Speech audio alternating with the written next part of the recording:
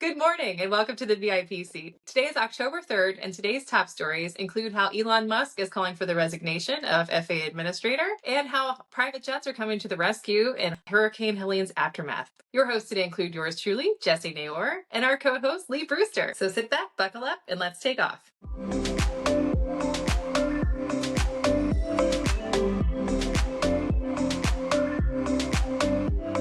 Well, Lee, it's been quite a week, especially in Western North Carolina and Georgia. As we all know, Hurricane Helene left some devastating damage there. Actually, my family members are in Asheville, so I'm particularly close to the problem. But they're fine. They're safe. Okay, I was about to ask. Okay.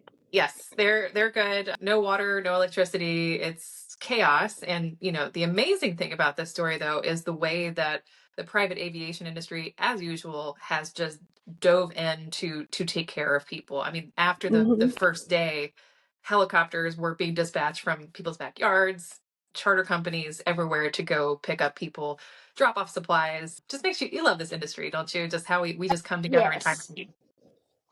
No, I think, and Jesse, it's like you lose a little bit of faith in humanity lots of days, and then as destructive and as horrific and tragic as this is, it also kind of restores a little bit of faith in humanity.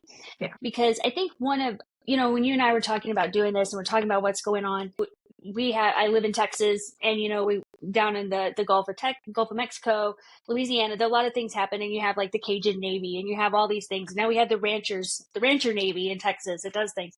But I was thinking about how technology and aviation, it's been allowed us to really become. You used to be dependent on our military, on the government, because they had the infrastructure and lots of times the communication structure to be able to pull all these resources together, to be able to coordinate complex logistic drops, everything like that. But now with your iPhone and social media, with all the bads, here's the goods, you're able to coordinate these massive relief efforts in hours. I mean, there were people lining up and waiting to help just as soon as somebody would let them in. Stacey Hurd, she's a helicopter pilot on LinkedIn. I've met her a few times, but I love watching her feed during a lot of this. It was like, it's reaching out to your network and who has helicopters, pilots, whatever you're going. Here's our designated drops, whatever you're going. No matter where you went in any of our social media sphere, there's somebody coordinating something. Whether it was 172s flying in, whether it was the private jets, whether it was the helicopters, the drones. I've been watching the drones dropping insulin, dropping food, going back and just doing a little bit of recon with video, trying to figure out where people are. I mean, just the massive amount of support that you can coordinate in a moment's notice now. And of course then the human element of the willingness of people to drop everything to go and help. But now they actually have a means to help. Right. Yeah. Didn't bat an eye in the process. I mean, I was amazed because I lost contact with my father. Friday morning was the last time we'd spoken to him, 9 a.m. And it was, coming up on Saturday night. And I was like, okay, if I don't get a hold of him, like I know people with helicopters and airplanes, like I'm going to figure out how to get down there and find my dad. But it was amazing to watch all of this evolve online because, there's Reddit and there's other, there's the Facebooks and everything else. And all of a sudden everyone starts pulling these resources and data into like these cloud documents. I mean, I had submitted my dad to this missing persons list, and they didn't check on him until yesterday. It was like kind of crazy. And that was with like the, local government offices. But I'm seeing like people that were in severe need, like people that needed medical care, needed oxygen bottles. I mean, the Cajun Navy and this Operation Airdrop was the one where they had 37 helicopters show up on Monday to rescue people. I mean, I think many more lives were saved than even the normal, government response to this, just because the use of technology and private aircraft and not a whole lot of red tape. It lets you, and I mean, and understanding, sometimes I think we do like look at like FEMA and some of the governmental agencies, and you expect an immediate response, but that's not necessarily how that works. That's not how they do it. And no matter how bad you would want them to in some cases, it's just not what happens. But the ability of the private sector to be able to coordinate that and work with the government, even though There were some government officials, like I think there was that one pilot who was threatened to be arrested if he tried to go back and get more people. But even what is it, the wings for hope, wings for the that goes in and rescues animals. Oh, They yes. were down in Valdosta. They I think they 64, 66 dogs or something that they rescued, brought them up here to North Texas. So I Yeah. mean, it does, the humans, the people that, I don't know. It's, to me, like I said, it's one of those things that just kind of little reinforces their faith in humanity for the Yeah. way people kind of come together and take care of this, and even the cleanup. Because now you're seeing, like, there was the initial rescue, Right. but now you're seeing the people going in and, how do you clean it up? Dropping off generators so they can start cutting down the trees, Hmm. getting the supplies to where they need the people, the support for the people. It's getting in there by helicopter because you can't. Yeah. And That's that's the about the only only way you can do it. it's the only way right now. I mean, and I'm Yeah. really familiar with those territories. I used to live there, but I mean, you're talking about these are old mountain roads. A lot of these communities have been completely cut off and isolated. And even these private helicopter teams, they're bringing communication tools to the local EMS and search and rescue teams Yes. that can't Mm-hmm. communicate. So it's just Oh it's no. amazing to see, and it's just one of those things. Like I think our industry really needs to grab a hold of this and make sure that we're getting some credit for the very important work that we do, because Uh, sometimes we get a lot of what? slack and the other Yeah. Well, it's like a friend of industries. mine always says. He's like, a lot of times private aviation is just a little bit too private, and Hmm. not to diminish anything that's happening in Florida, but Florida's kind of used to a little bit of this. They kind Hmm. of have a plan in place. They have an emergency response plan. They kind of know, and the governor referred to that a little bit. But I look at like the Asheville area, that whole area, and I'm like, this is not anything that anybody's ever experienced or No, prepared for. I but mean, a not flash prepared at flood all. maybe, but not like that. Yeah, I mean, Not we've any had case. flooding. That's Yeah, typical, but for complete roads to be washed out in ways, it's and like town's nothing we've gone. seen. Yeah, town's gone, completely gone. But it's very proud of the work that our industry is doing, and I know they're It's going to fun to keep. watch. Yeah, we're going to keep doing it for as long as it takes until we can get people reconnected with their communities, and Oh it's no, good. absolutely. I think it'll be interesting though, like you said, Jesse, the kind of a little bit of the promotion. During Katrina and some of our other really, the horrific disasters we've had, there were boots on the grounds with video, but it's a lot different. We're actually like experiencing a lot of this in real time. So when we Mhm. go back here, there'll probably be a documentary or something done here within the next 6 months or a year. It'll be really interesting to go back and see how all these efforts were coordinated and actually what Mhm. the story is as we're going forward. All right, so in our next story, we've covered quite a bit of this just because, aviation Wi-Fi is quickly evolving given the rise of Starlink, and it's challenged a lot of people and made a lot of people think about different things. We Mm-hmm. know that Smart Sky has recently gone out of business, and this week GoGo has announced that it's acquiring SATCOM Direct in a very, I think, great move for them, because now this puts them not only in the air to ground systems. They've Right. got a partnership with the low Earth orbit satellites, and now also geo satellites. So Mm-hmm. they're turning into quite a mega multi-provider of aircraft communications, which is pretty cool. No, I mean, it's funny though. It's funny that this happened because it wasn't too a month ago, maybe less. You started hearing some rumblings about some other possible interest in Satcom Direct from some other Mm-hmm. ones. GoGo Mm-hmm. was not one of the ones I was hearing about.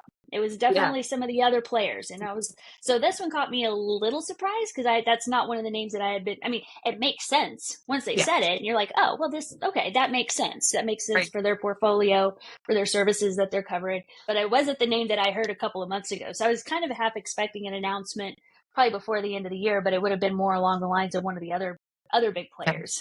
Well, what I think would be Um, amazing to see too, and I don't know what their business plan is for this exactly, but if they have one antenna that could literally switch from any of these types of communications devices, I mean, they really have a unique product. They were getting more competition from Smart Sky with Starlink coming right? in. They were losing some competitive edge, but man, if you've got this, one device and it can take off, and I don't know if that's what they're actually going to do with it. Yeah, it'll be interesting because, like you said, now they cover all the way, ATG, Leo, Geo, all the way where they're going. How does that? And I'm kind of curious about how does that work for like the customer experience as well. Where are we going with the customer experience? And most people, as they get their aircraft, they start in one. get a little bit bigger, go a little higher, go a little higher, go a little higher. Mm-hmm. And so, the ability to be able for that customer experience to be pretty consistent across that, as well as bringing a lot of, I think about a lot about like some of SD, in their government contracts and stuff. So what's that going to do to bring some of that technology maybe a little faster? Mm-hmm. Maybe with the GoGo backing. I Yeah. don't really know. They've done a great job on there. I mean, it's a great company, but I like both companies. They got both great products. Yeah. But I'm curious about how they're going to integrate, and if does SD just become GoGo? What's going to happen to the They're the CWC? Are you still acquirer, going to have your so CWC? Yeah. yeah. I mean, are you still going to have your Connect with Customers conferences? What's going to happen? What's gonna happen? I think you're in the aircraft sales business, and you understand this too. Like sometimes there's been the dispute of, if you're buying an aircraft from overseas, it's equipped with the ATG system, it's kind of Mm-hmm. useless to you in Europe. So I'm also wondering, I guess this could open up more value proposition for the customer, that if it's equipped with this equipment that could work globally or locally in whatever capacity they want, Yeah. there's a good selling point there. The more flexibility you have with your equipment, I mean, it's win-win for everybody. It's a win for the manufacturer, it's a win for the customer, it's a win for the support.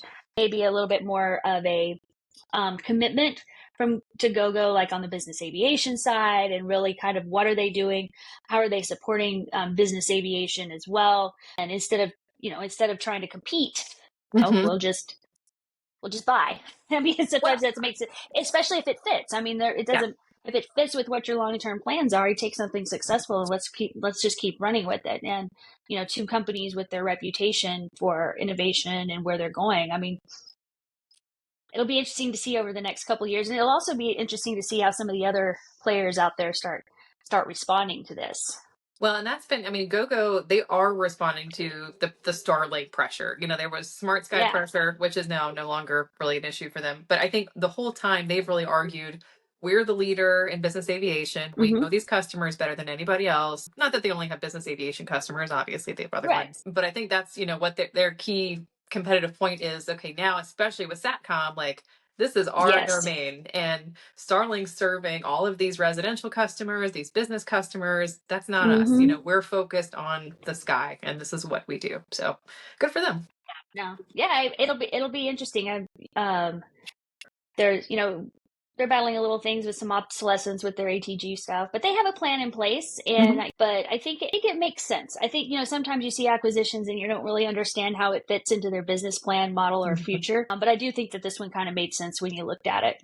The deal was $375 million in cash, customary to some adjustments, and 5 million shares of GoGo stock. I think I heard someone say this is up to a $600 million deal at the end of the day. Right. And they're not planning on having their LEO satellite service launched until spring of 2025. So this will open up some other options for satellite communications in the meantime for their existing customers. Oh, no, absolutely. Gosh, can you believe that it's almost spring of 2025?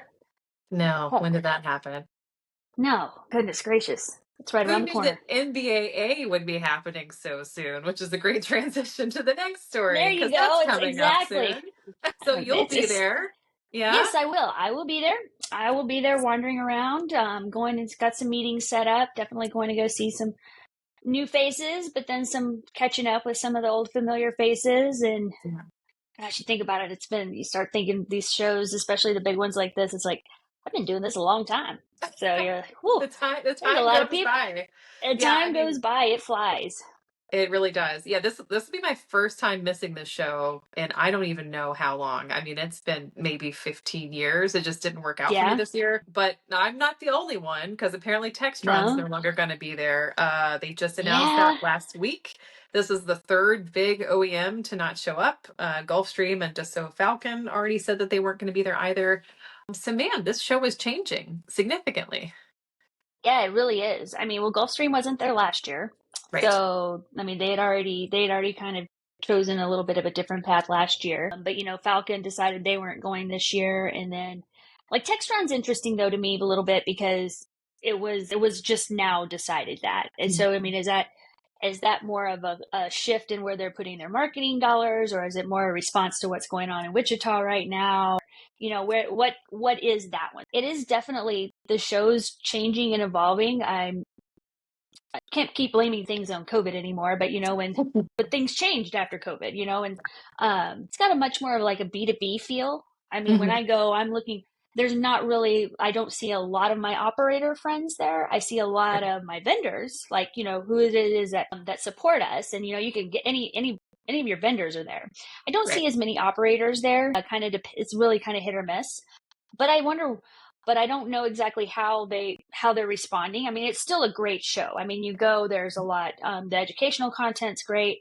You still see a lot of people, but it's definitely evolving. So it's going to be interesting how NBAA responds to this, and how they change it. I mean, is this something where it without the big manufacturers, it's kind of hard to have the static. Yeah. Well, and I that's what, mean, it, so it, it bums me up because that was always, I always saved one day for SAG display. Let me go mhm. see the latest and greatest, see what everybody's got rolling out, or, how Yep, does this fit into the lineup? And really to visually see the difference in, okay, the 550 versus this one. And, right. really when you're there in Yeah, person comparing them all. So, but at the same time, I mean, I think at this point, most of these manufacturers are sold out. It's like, what, you're sending all right. these salespeople here to sell what exactly? Because it's not like they can buy it on the spot. I mean, they can make deals, but it's going to take some time. No, absolutely. You may start a deal there. There's very few times you're going to start a deal and close a deal in that Mm. 3 days. There's too many. You may get a handshake on something like that, maybe. It's there. To me, it's more about solidifying business opportunities or solidifying relationships, maybe Hmm. starting a new one, but it's not going to necessarily, I don't necessarily see it as a show where you close a deal.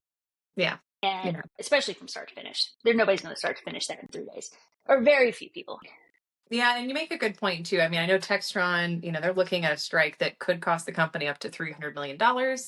So it might just be tightening the belt this year, and maybe it really Yeah. isn't related to, maybe the marketing team for the airplanes didn't like the idea, but they had to If pick it there's a little anyway. bit of there's an optics thing where you're on strike and now we're going to send the whole team out to Vegas for a few days. Yeah, there could be, Yeah. there's dollars, optics. So it'd be interesting to understand a little bit more about why that decision was made.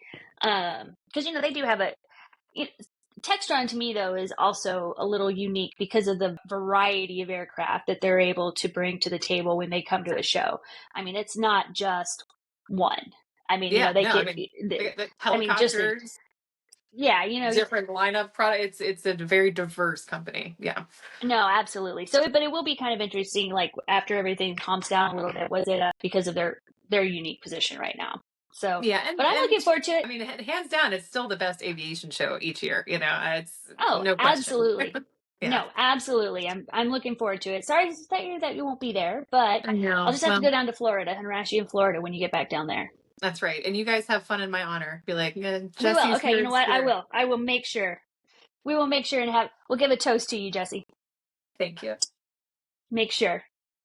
So, in our next story, this is not really new information, but I just thought it was a good time to follow up on what's going on in California. Mm-hmm. We and generally all over. So, the recent Federal Aviation Authorization Act, as well as California, is basically leading to the point of the end of leaded avgas, which, for those who don't Right. know, powers the vast majority of airplanes that are out there, all piston powered airplanes that are out there. Mm-hmm. So California says beginning in 2031, which is when the FAA claims that it will have the solution up and running and ready to go, that leaded avgas will be outlawed. Now, it's such a tricky question because the FAA is saying, okay, we already have an alternative fuel that's authorized, but there's some advocacy groups that aren't happy with that fuel.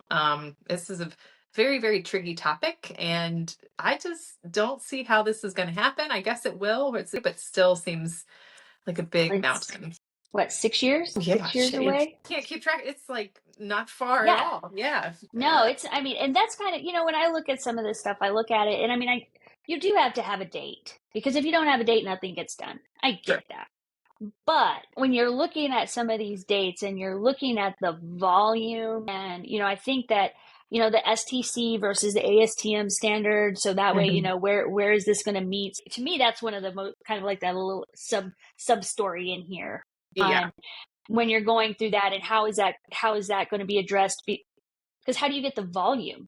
How do you get the volume of fuel needed to Mhm. support light GA in the United States? And that's the chicken and the egg situation right now. The FBOs are like, hey, yes, the FAA has approved this fuel, but because it hasn't gone through this international standard that we're used to having, we don't have the liability protection that we need if Right. this fuel does something bad to your airplane. So I can understand where they're coming from.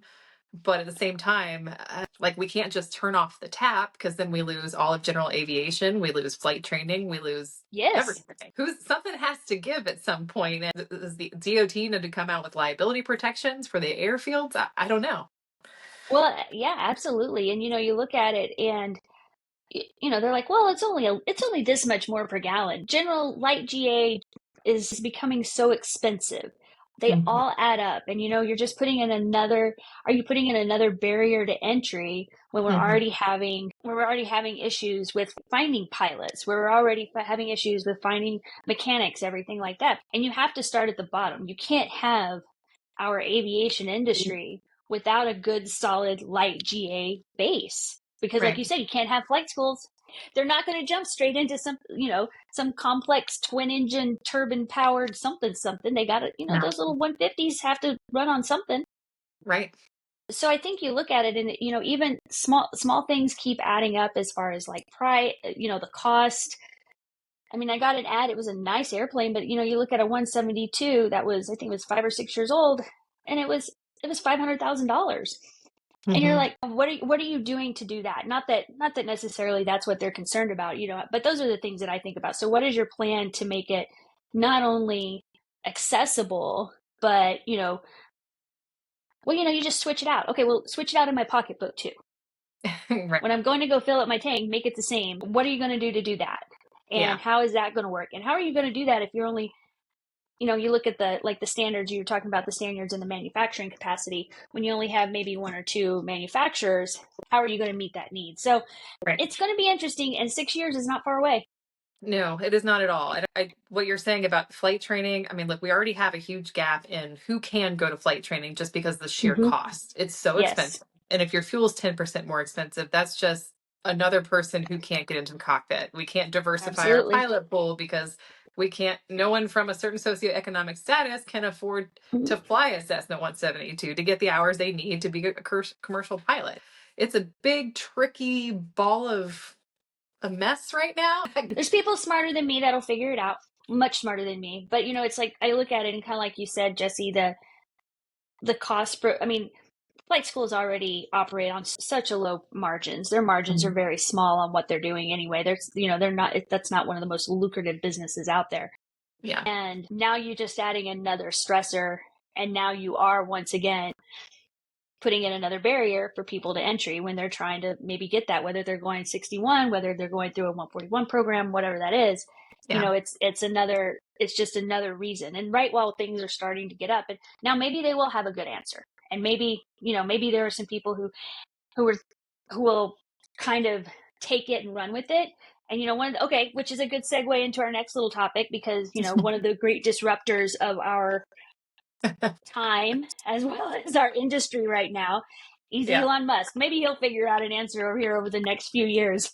I I mean, mean, I he's don't going to know. have to. But yeah, it's like he's constantly in our news, which I mean, he likes the aviation, he likes the Heck technology. I yeah, get it. But now he's calling for Michael Whitaker, the new FAA administrator. New, I mean, he's been there for a year, but that's still pretty new given the that's new. size of the organization, I would say. But he's very perturbed with Mr. Whitaker after his U.S. House Committee and Transportation testimony. So Whitaker and the FAA generally have levied about $630,000 in fines on SpaceX because they have not complied with launch requirements on the last two missions. Now, there's some back and forth. I can't tell you I've read the entire back and forth because it's quite complex, but essentially, Correct. SpaceX is saying what you're asking us to do is frivolous and we shouldn't have to pay it. And all of us who've worked with the FAA for the last 30 years go, welcome to the Welcome club. to the FAA. Yeah, Like, just welcome, do what welcome. they say and pay the fines. So yeah, so he Yeah, wants him fired. I think that might be a little drastic. Getting him fired, but maybe by getting him fired, maybe calling for him to be fired, bringing some more light into some of these things, the alleged noncompliance. And, Yeah. there's, I talk a lot about this It's one of my favorite little topics to start and then let other people vent about, because I don't know as much. So, but it is one of those things is where when you're talking about compliance, whose interpretation, we Mhm. get that a lot, whose interpretation of compliance. And just imagine the complexity of compliance that we have with our regular operations. Yeah. Now you throw space in there. Can you even imagine the number of different interpretations and what they have going on and how they're trying to adapt to what's going on with space? Right. And regulations that aren't even potentially written yet because it's so unknown, commercial Exactly. So is space it just travel. guidance? Is Right. it guidance? Is it a regulation? So, when you're looking at the alleged compliance, I can definitely see what you don't The, even know what I'm supposed to be complying with. I mean, you're asking me something that you didn't even tell me that I was supposed to comply with in some cases.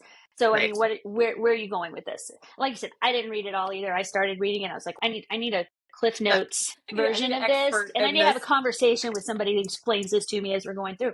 But I Yeah. do think that he's a disruptor. He doesn't do things the way that everybody expects him to. I mean, Starlink on the airplanes, on aircraft, I mean, he has not followed the traditional business model of doing that. He has not, he does. And I know not everybody will agree with me, and I don't think but I think that it's good. I like people who come in and, well, why did I have to do it that way? Yeah. Well, No. that's the only way you come up with new ideas is the questioning, and it's Right. Absolutely. and truly, I mean, I am sure. Look, there's two schools of thought. Like the FAA's job is safety. That's their only Mm-hmm. focus. That's what they should do. But they are a large bureaucratic organization and they don't move quickly, So No. so how do you advance space technology at a quick pace with that as your safety infrastructure? But I did think it was interesting because Whitaker specifically, and this is very much in line with what the FAA is working on right now, he said he wanted SpaceX to prioritize creating a safety management system and a whistleblower program. And that's FAA, Right. 2.0 I, right now. Is everything has to have an yes. SMS. The FAA is going to have an SMS. Like everybody needs this system of reporting and understanding. So he's got a good point. Like if they don't have SMS and whistleblower protections in place yet, like that should be a Those are priority. basics. I mean, yeah, I don't know. If I was starting a program like his, that would just kind of be something that you just do. I mean, Hmm. if you bring in somebody who understands the industry as well as the regulatory environment, SMS, it's kind of a no brainer. I Right. mean, now 10, 15 years ago, people were still arguing about it, but Right. now this is kind of a no brainer. And, I think it's a little bit of an interesting dynamic with some of the experimental side of it versus with the actual application side of it. He's making us think about things a little differently, but at the same time, you can't begrudge Whitaker's stance on safety and a Right. whistleblower. And Yeah. especially, I think one of the things we talked about was, especially with the things that have been going on with Boeing. Granted, that's a little bit much different situation, much different product. Yeah. However, there's still a lot. There's still a lot there that I think we can all keep learning from, Yeah. regardless of Well, what it is. It's a best practice. Maybe it's more of a best, even if you didn't see it as a regulatory compliance issue, it is a best practice for something that you're doing at this level with this technology and with the risk associated it. Why would you not have an SMS? yeah. Well, and it's something too. I look at the FAA, and as a former operator, I was like, the FAA, why are they're never getting anything right. But at the same time, like they're constantly ripped in two different directions. On one, Mm-hmm. shoulder, they have Congress yelling at them about, you didn't oversee Boeing enough. Why did you let them get away with that? And then they're like, why aren't you letting Starlink do whatever they want to do? SpaceX, like it's like, they're just trying to figure it out between the two, I guess. And it's not Like easy divorced stuff. parents, Right. the poor kid Move in the middle faster, trying move to figure out how slower. to do it. Yeah. Right. Yeah. But I think Whitaker's overall, I would say he's doing a pretty good job with the Uh, reauthorization. It's nice to know he's going to be there or he should be there for a little while, unless Elon gets his way. Shit. Elon But says it's a not. lot of things. Come on. I don't know. I think it'll be fine. But I do think it was funny, Jesse, when we were looking at this. I was like, wow, we can talk about Elon in like everything that we've talked about today. He's like completely gone through. Yeah. Starlink's been dropped out in the hurricane ravaged areas all over the Appalachian Mountains down to Georgia and everything there. He's a little bit of everywhere. I mean, he's truly, he is our modern day Howard Hughes. He is Yeah, our Rockefeller. I mean, when it comes to, and we're in the aviation transportation industry, and this is a big part of his passions, and our passions. Yeah. So he's going to continue to be a disruptor and a conversation probably constant on this podcast, just given the content. I think so. I don't think you're going to be able to get around it on a lot of things. But like I said, there's over the years, it's always the people who have done things just a little bit different. Well, I mean, you can go back. Jim Jensen and SD. I mean, you look at the disruptors in the industry. He was one. When he started SATCOM Direct. I mean, there's some people that are on the ground, boots on the ground over there, helping people out who really don't care what the local authorities are going to say. They're going to go and help and protect people, and they'll worry about the consequences later. Yeah. And I think a jury of their peers would agree with them. I absolutely think a jury of their peers would agree with them. If not, I'll volunteer. I can go up there and do that. But I think, that is there. And so, I mean, it's one of the beautiful things about our industry and business aviation. And I talk about that when I'm trying to explain maybe the younger people or people don't necessarily understand it. I said, it's an industry that allows for a lot of entrepreneurial spirit. It's hard work. It's a hard work. And it's a very regulated industry, but there's a lot of opportunity in here to really do some wonderful things. Absolutely. Well, with that, we're going to wrap up our podcast today. We love to keep it short and sweet on your morning commute so you can get all your top news as soon as you need to. Thanks again, Lee, for being with us today. Always, always. Don't forget to subscribe to our weekly newsletter as well that comes out, and follow us wherever you get your podcasts. So thanks again for joining us. Questions and comments are always welcome, and have a good day.